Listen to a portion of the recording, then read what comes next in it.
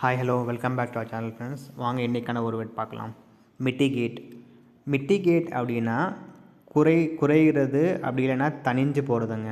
So அது என்ன குறையிறது, என்ன தணிஞ்சு போகிறது அப்படின்னா, நமக்கு ஒரு பெயின் இருக்கலாம், இல்லை ஒரு காயம் ஏற்பட்டிருக்கலாம், இல்லை அப்படின்னா மனவேதனையாக இருக்கலாம். அந்த மாதிரி சமயங்களில் நம்ம இந்த மிட்டிகேட் யூஸ் பண்ணிக்கலாங்க. அந்த சிவியர் தன்மை ரொம்ப ரொம்ப அதிகமாக இருக்குது, சிவியராக இருக்குது, அது இப்போ குறைஞ்சி நார்மலாக இருக்குங்கிற மாதிரி சொல்கிறாங்க. அப்போ யூஸ் பண்ணிக்கலாம்.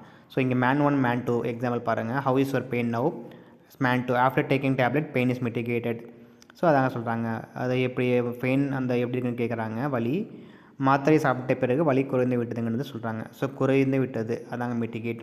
உங்களுக்கு மேபி ஒரு டவுட் வரலாம், நம்ம காலங்காலமாக நம்ம குறையிறது அப்படின்னா ரெடியூஸுங்கிற வேர்டு நம்ம யூஸ் பண்ணியிருக்கோம், இப்போ என்ன புதுசாக மிட்டிகேட்டுன்னு நீங்கள் கேட்கலாம். அது எதுக்காக யூஸ் பண்ணுறோம் அப்படின்னா, நம்ம ஜென்ரலாக இப்போ அந்த மனவேதனையோ வலியோ இல்லை காயமோ அந்த மாதிரி சமயங்களில் நம்ம குறையுது அப்படின்னா மிட்டிகேட் தாங்க யூஸ் பண்ணுவோம். இதாங்க கரெக்டான டேர்ம்.